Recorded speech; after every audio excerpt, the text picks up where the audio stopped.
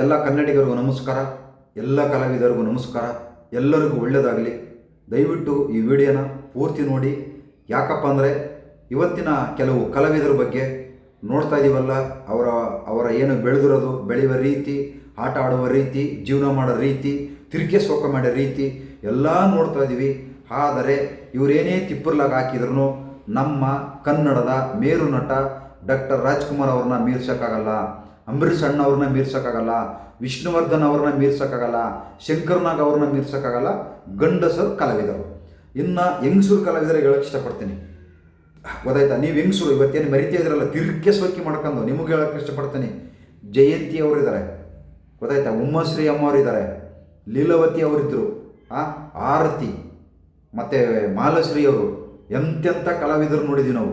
ಭಾರತಿ ಅಮ್ಮವರು ಎಂತೆಂಥವ್ರು ನೋಡಿದ್ದೀವಿ. ಅವ್ರನ್ನ ಮೀರ್ಸೋಕ್ಕೆ ನಿಮ್ಮ ಕೈಯಲ್ಲಿ 1% ಕೂಡ ಆಗಲ್ಲ. ಅಂಥ ತಿರುಕೆ ಸೋಕಿ ಕಲಾವಿದರು ಇವತ್ತು ಬೆಳೀತಾ ಇದ್ದಾರೆ. ನೀವೆಲ್ಲ ಗಂಡಸರಾಗಿರ್ಬೋದು, ಹೆಂಗಸರಾಗಿರ್ಬೋದು, ನೀವು ಇವತ್ತು ಟಿ ವಿಲಿ ಬಂದು ಅವರಂಗ ಡೈರೆಕ್ಟಾಗಿ ಸಿನಿಮಾಗಾಗಿ ಬಂದಿದ್ದರು. ಆದರೆ ಈ ಥರ ತಿರುಕೆ ಸೋಕಿ ಮಾಡಿಲ್ಲ ಜೀವನದಲ್ಲಿ.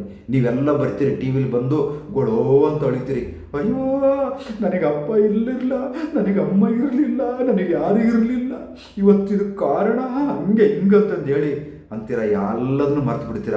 ಒಂದು 2 ರೂಪಾಯಿ ಜೋಬಿಗೆ ಪರ್ಸ್ಗೆ ಬಂದ ಮೇಲೆ ಹಳದನ್ನೆಲ್ಲ ಮರೆತು ಯಾವನೋ ಒಬ್ಬ ಅಯೋಗ್ಯ ಸಿಕ್ಕ, ಯಾವಳೋ ಒಬ್ಬಳು ಅಯೋಗ್ಯ ಸಿಕ್ಕಲು ಅಂತ ಹೇಳ್ಬಿಟ್ಟು ತಿರುಕೆ ಸೋಕಿ ಮಾಡೋಕ್ಕೆ ನೀವು ಜೀವನ ಮಾಡ್ತಾ ಇದ್ರಲ್ಲ. ನಿಮ್ಮ ಕತೆಗಳು ನೋಡ್ಕೋಬೇಕಾ? ನಿಮ್ಮನ್ನು ಬೆಳೆಸಿರ್ತೀವಿ ನಾವು ಕನ್ನಡಿಗರು. ನಿಮ್ಮನ್ನು ಕತೆಗಳು ನೋಡ್ಕೊಂಡು ಇಂಥ ತಿರುಕೆ ಸೋಕಿ ಬೇಕೇನ್ರಿ ನಿಮಗೆಲ್ಲ?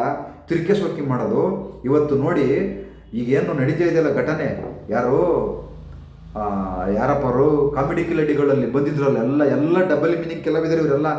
ಏನಂಗ ಇದಲ್ಲ ನೋಡಿ. ಒಂದು ಉದಾಹರಣೆ ನೋಡಿ, ಇದು ಸೂಜಿ ಎಲ್ಲರೂ ನೋಡ್ತಾ ಇದ್ರಲ್ವಾ? ಇದು ಸೂಜಿ, ಇದು ದಾರ ಸ್ನೇಹಿತರೆ. ಇದು ನೋಡಿ, ದಾರನ ತೋರಿಸ್ತೀನಿ ನೋಡಿ. ಇದು ದಾರ ಅಲ್ವಾ? ದಾರ ಹಿಡ್ಕೊಂಡಿದ್ದೀನಿ, ಈ ಕಡೆ ಸೂಜಿನ ಹಿಡ್ಕೊಂಡಿದ್ದೀನಿ. ಇದು ಒಂದು ಉದಾಹರಣೆ ಕೊಡ್ತಾ ಇದ್ದೀನಿ ಅಷ್ಟೇ ನೋಡಿ. ದಯವಿಟ್ಟು ಈ ದಾರನ,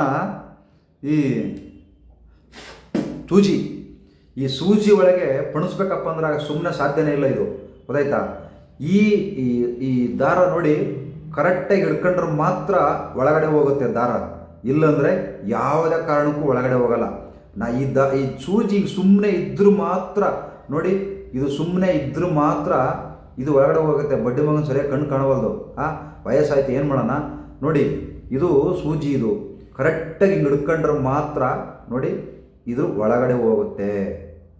ಇಲ್ಲಾಂದ್ರೆ ಅಲ್ಲಾಡಿಸಿದ್ರೆ ಹೋಗಲ್ಲ. ಯಾವುದೇ ಕಾರಣಕ್ಕೂ ಸೂಜಿ ಕರೆಕ್ಟಾಗಿ ಇದ್ರೂ ಮಾತ್ರ ಈ ದಾರ ಒಳಗಡೆ ಹೋಗೋದು, ಇಲ್ಲಾಂದರೆ ಯಾವುದೇ ಕಾರಣಕ್ಕೂ ಒಳಗಡೆ ಹೋಗಲ್ಲ. ಗೊತ್ತಾಯ್ತಾ? ಅರ್ಥ ಮಾಡ್ಕೊಳ್ಳಿ.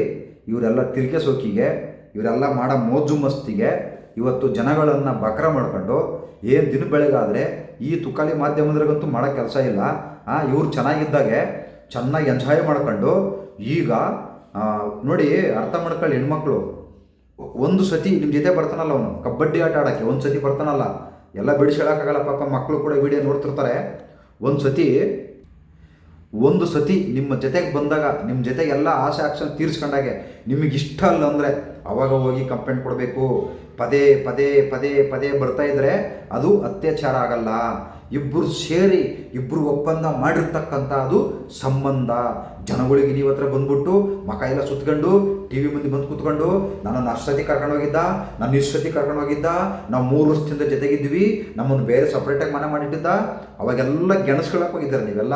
ಅವಾಗೆಲ್ಲ ಬಾಯಲ್ಲಿ ಸಗಣಿ ಇಟ್ಕೊಂಡಿದ್ರ, ಅವಾಗೆಲ್ಲ ಬಾಯಲ್ಲಿ ಕಡು ಬಿಟ್ಕೊಂಡಿದ್ದಾರೆ ನೀವೆಲ್ಲ. ಈಗ ಬೆಳೆಯೋದು ನೋಡಿ ಏನೋ ಒಂದು ಸಮಸ್ಯೆಗಳು ಇಟ್ಕೊಂಡು, ಏನೋ ಒಂದು ಕಾರಣ ಇಟ್ಕೊಂಡು ಪುಸುಕ್ಕನ್ನಂಗೆ ವಿಡಿಯೋ ಮಾಡ್ಕೊಳ್ಳೋದು, ಟಿ ವಿಲಿ ಬಂದು ಕೂತ್ಕೊಳ್ಳೋದು. ನಿಮಗೆಲ್ಲ ನಾಚಿಕೆ ಮಾನ ಮರ್ಯಾದೆನದಿಲ್ವಾ? ಎಲ್ಲ ಬಿಟ್ಟು ನಿಂತ್ಕೊಂಡ್ಬಿಟ್ಟಿದ್ದೀರಾ. ಇವಾಗ ಹೇಳಿದ್ರೆ ಮಾನ ಮರ್ಯಾದೆ ಯಾರ್ದು ಹೋಗೋದು? ಏನ್ರಿ ಪುಟ್ಕೋಸಿ ಒಂದೊಂದು ಸಿನಿಮಾ ಮಾಡಿಲ್ಲ ಸರಿಯಾಗಿ, ಪುಟ್ಕೋಸಿ ಸರಿಯಾಗಿ ಒಂದು ಧಾರಾವಾಹಿಗಳು ಮಾಡಿಲ್ಲ ನೀವೆಲ್ಲ. ಇವು ಯಾವ್ಯಾವ ಕಿತ್ತೋಗಿರೋ ಡಬಲ್ ಮೀನಿಂಗ್ ಡೈಲಾಗ್ ಹೊಡ್ಕೊಂಡು, ಡಬಲ್ ಮೀನಿಂಗ್ ರಿಯಾಲಿಟಿ ಶೋ ಮಾಡ್ಕೊಂಡು ನೀವೆಲ್ಲ ಬೆಳೆದಿರೋರು ಇವತ್ತು ಸೀಮೆಗಿಲ್ದಿರೋ ಥರ ಆಡ್ತಾ ಇದ್ರು ನೀವೆಲ್ಲ. ಸೀಮೆಗಿಲ್ದಿರೋರು ಹೇಳ್ತಾ ಇದ್ದೀನಿ ಕೇಳಿ. ಇದೇ ಥರ ಆದರೆ ಜನ ನಿಮ್ಮ ಸಿನಿಮಾನು ನೋಡಲ್ಲ, ನಿಮ್ಮ ಧಾರಾವಾಹಿಗಳು ನೋಡಲ್ಲ, ನಿಮ್ಮ ಶೋಗಳು ನೋಡಲ್ಲ. ಆ ಮಟ್ಟಕ್ಕೆ ತಿರುಕೆ ಸೋಕಿ ಮಾಡ್ಕೊಂಡು ಎಂಜಾಯ್ ಮಾಡ್ಕೊಂಡು ಮಾಡುವಾಗೆಲ್ಲ ಚೆನ್ನಾಗಿದ್ದು, ಇವ್ರಿಗೆಲ್ಲ ಏನಪ್ಪ ಅಂದರೆ ಮೈ ಬಗ್ಗಿಸ್ಕೊಂಡು ದುಡಿಯೋಕ್ಕಾಗದೇ ಇರೋರು ಇವತ್ತು ಅಲ್ಲಿಗೆ ಬರ್ತಾರೆ. ಅಲ್ಲಿಗೆ ಬಂದ್ಬಿಟ್ಟು ಏನಂಗ ಡಿಂಕ್ ಟಕ ಅಂತ ಎಲ್ಲ ಮಾಡಿಬಿಟ್ಟು ಕಿತ್ತೋಗಿರೋ ಡಬಲ್ ಮಿನಿಟ್ ಡೈಲೆ ಹೊಡೆದ್ಬಿಟ್ಟು ನೀವೆಲ್ಲ ಕಲಾವಿದರಾಗಿದ್ದೀರಾ. ಯಾರು ಒರಿಜಿನಲ್ ಕಲಾವಿದರಲ್ಲ, ನೀವೆಲ್ಲ ಡೂಪ್ಲಿಕೇಟ್ ಕಲಾವಿದರು. ಎದ ಮುಟ್ಕೊಂಡು ಹೇಳ್ತಾ ಇದ್ದೀನಿ, ಡೂಪ್ಲಿಕೇಟ್ ಕಲಾವಿದರು ನೀವೆಲ್ಲ. ನಿಮ್ಮ ಯೋಗ್ಯತೆಗೆ ಇಷ್ಟು ಬೆಂಕಿ ಹಾಕ. ನೀವು ಯಾವ ಪುಟ್ಕೋಸಿ ಕಲಾವಿದರು ನೀವೆಲ್ಲ. ಜನ ನೋಡ್ತಾರೆ ನಿಮ್ಮನ್ನೆಲ್ಲ, ಏನೇನು ಆಟ ಆಡ್ತಾ ಇದ್ರಿ, ಏನೇನು ಮಾಡ್ತಾ ಇದ್ದಾರೆ, ಜನ ಏನು ಮಾಡಿದ್ರು ನೋಡ್ತಾರೆ. ನಿಮ್ಮ ಯೋಗ್ಯತೆಗೆ ಇಷ್ಟು ಬೆಂಕಿ ಹಾಕ. ನಾಚಿಕೆ ಮಾನ ಮರ್ಯಾದೆ ಇಲ್ವ ನಿಮಗೆಲ್ಲ? ಎಲ್ಲ ಬಿಟ್ಟು ನಿಂತ್ಕೊಂಡ್ಬಿಟ್ಟಿದ್ದೀರಾ.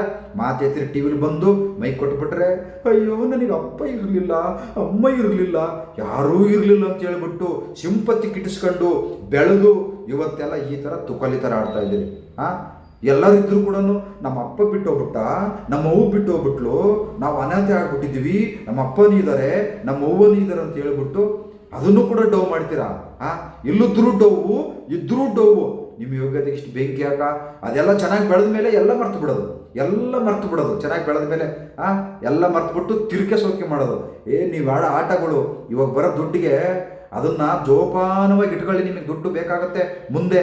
ಈ ಥರ ಯಾರಾದರೂ ಕೈ ಕೊಟ್ಟಾಗೆ ಮುಂದೆ ನಿಮಗೆ ಬರುತ್ತೆ. ಆಮೇಲೆ ಅಯ್ಯೋ ನನಗೆ ಹುಷಾರಿಲ್ಲ, ನನಗೆ ಅಲ್ಲಿ ಕಿಡ್ನಿ ಹೊಂಟೋಗ್ಬಿಟ್ಟವೆ, ನನಗೆ ಲಿವರ್ ಹೊಂಟೋಗ್ಬಿಟ್ಟವೆ, ಸಹಾಯ ಮಾಡಿ ಅಂತ ಹೇಳ್ಬಿಟ್ಟು ಮತ್ತೆ ಫೋಟೋ ಫೇಸ್ಬುಕ್ಕಲ್ಲಿ ತಂದು ಹಾಕೋದು.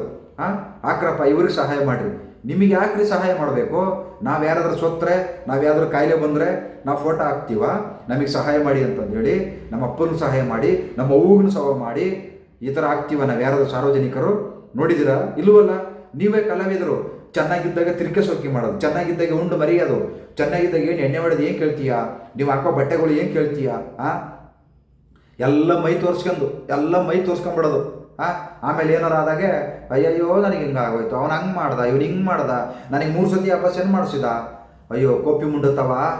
ಅಬಾಷನ್ ಮಾಡಿಸುವಾಗಲೇ ನೀವು ಕಂಪ್ಲೇಂಟ್ ಕೊಡಬೇಕು. ಅಬಾಷನ್ ಮಾಡಿಸಿದ ಮೇಲೆ ಬಂದು ಟಿ ವಿಲಿ ಹೇಳೋದಲ್ಲ.